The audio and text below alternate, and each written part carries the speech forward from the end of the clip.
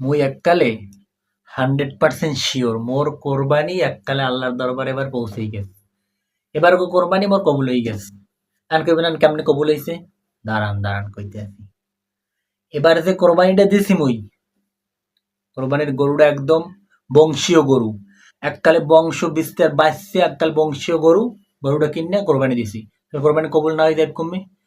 আর এটা কোনো সাধারণ গরু না, এটা যেমন তেমন কোনো গরু না।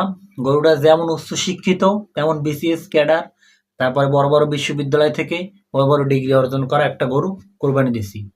গরুটার মনে করেন যে চারিত্রিক দিক যদি বলি, তাহলে মনে করেন যে চারিত্রিক দিক অনেক অনেক মানে ভালো। এমন চরিত্রবান গরু মনে করেন যে আপনি খুঁজে পাইবেন না। তো একটা গরুর যদি চরিত্র ভালো থাকে, তো এই কোরবানি কবুল না হয়ে যাবে কমবে।